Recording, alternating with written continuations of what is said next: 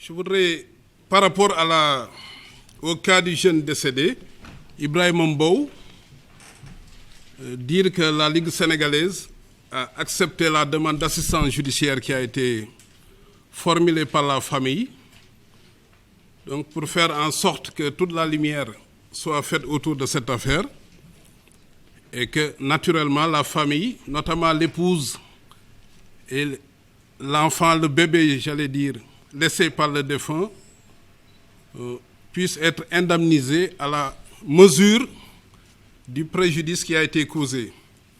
Je voudrais dire d'abord que c'est un jeune qui, à la veille de la Tabaski, a acheté un mouton. Quelqu'un s'est présenté et s'est prévalu de la qualité de propriétaire de ce mouton. Et en droit, on est peut-être dans l'hypothèse d'un recel. Encore que le code pénal dit celui qui aura sciemment recelé. Donc le recel suppose une connaissance de l'illicéité ou en tout cas de l'origine illicite de la chose. Donc quelqu'un qui dit j'ai acheté, un autre qui dit c'est moi, c'est mon mouton, on l'a volé. Le mouton est entre les mains des forces de l'ordre. Quelle place pour une détention, pour un mandat de dépôt, à la veille de la Tabaski? Donc pour vous dire la vulnérabilité des citoyens sénégalais face à un droit foncièrement inquisitoire. On vous arrête parce que, non pas parce que vous avez commis un délit, mais parce qu'il y a des présomptions de culpabilité. Et quel que soit le délit qui vous est reproché, on vous met sous mandat de dépôt. Quand monsieur le procureur nous dit qu'au Sénégal, les mandats de dépôt ne sont pas systématiques, et voilà le cas d'Ibrahima Mbow, presque un cas devin ou divin qui vient montrer le contraire. On n'aurait jamais dû mettre en prison ces jeunes. On aurait dû le mettre en liberté jusqu'à l'audience et voir dans quelles conditions il a acheté. S'il a acheté de bonne foi, mais il n'y a pas de délit. Et quelqu'un qui sait qu'un mouton est volé, quel intérêt a-t-il à acheter à 80 000 francs alors qu'il peut avoir un mouton licite à moins de 80?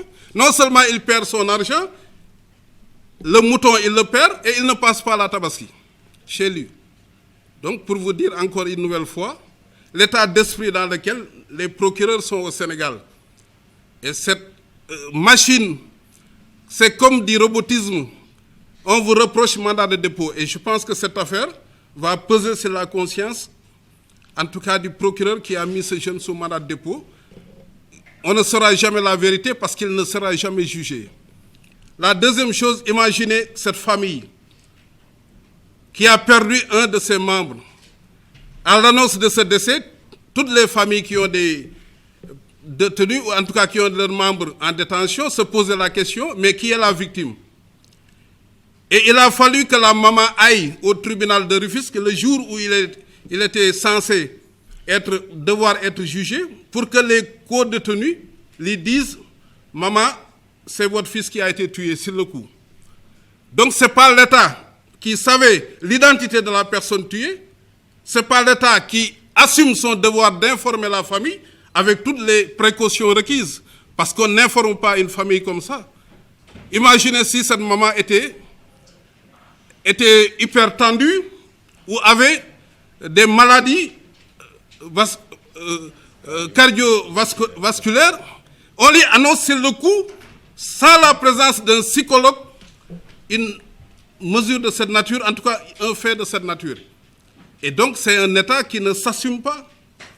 Quand vous gardez quelqu'un en détention, quand un État prend la responsabilité de construire des prisons, de nommer des juges, de faire arrêter des personnes, ces personnes sont dans les liens de la détention, mais c'est l'État qui est garant de leur sécurité. Donc l'État qui a failli de manière à ce qu'il y ait d'abord une mutinerie, mais qu'il y ait 14 gardes par rapport à une population carcérale de 1000 ou 2000 personnes, cet État n'a même pas le courage de s'assumer, d'aller informer la famille, leur dire voilà ce qui s'est passé, de manière à ce qu'au moins la famille puisse gérer cette situation avec au moins une assistance psychologique. Donc, c'est sur le coup que la maman, alors que les jeunes étaient dans la fourgonnette de la police, pour retourner en tout cas à la maison d'arrêt, que la nouvelle lui a été annoncée, et elle est tombée par terre quand on lui a annoncé c'est votre fils qui a été tué, mais elle a littéralement, elle s'est affaissée sur le coup. Heureusement qu'on a pu la secourir de manière à ce qu'il n'y ait pas donc quelque chose d'irréversible. La troisième chose, comme je l'ai dit, le procureur s'est autosaisi. Les journalistes nous demandent qu'allez-vous faire. Évidemment, on ne peut pas porter plainte pour le moment parce qu'une enquête est ouverte. Donc, on va suivre l'enquête de M. le procureur de la République. On va suivre l'enquête. La première chose qui devait être faite a été faite, c'est-à-dire une autopsie. De ce point de vue, la famille est satisfaite de la prise en charge de la question de l'imputabilité et de la matérialité de la cause de la décès. Tout le monde sait aujourd'hui que ce jeune a été tué par balle.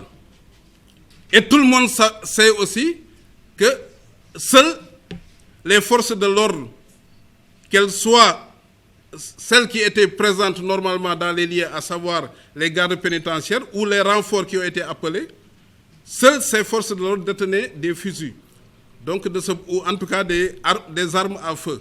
Et dès lors que l'autopsie conclut à une mort par balle, l'imputabilité par rapport à l'État ne se pose plus.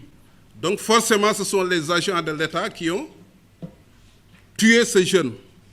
Maintenant, reste à déterminer quel est le corps ou quelle est la personne qui a effectivement tiré ou qui est l'auteur donc, de cette balle fatale. Donc de ce point de vue, l'autopsie a révélé la cause du décès, mort par balle, et d'autres blessures. Nous attendons maintenant les conclusions de l'enquête et l'orientation que monsieur le procureur va donner à l'enquête, à la procédure. Si maintenant nous estimons que la prise en charge de l'enquête, soit au niveau de l'information, le juge d'instruction qui sera nommé, cette prise en charge est correcte, nous ne ferons aucun acte positif, nous attendrons, nous nous constituons partie civile en attendant l'audience. Mais si maintenant, ou si d'aventure on se rendait compte qu'il y a une volonté d'obstruction de la vérité, évidemment nous prendrons l'initiative, comme on l'a fait dans d'autres dossiers, d'initier notre propre plainte, ne serait-ce que par une procédure de constitution de partie civile, avec les éléments dont on dispose et qui résultent d'informations qui nous ont données par des témoins oculaires qui étaient là au moment des faits, des informations que nous garderons pour le moment. Même si la responsabilité pénale individuelle était déterminée, la personne qui serait déclarée coupable et condamnée, c'est l'État qui prendra en charge, évidemment, les dommages et intérêts, qui supportera, puisque nous demanderons à ce que l'État soit déclaré civilement responsable.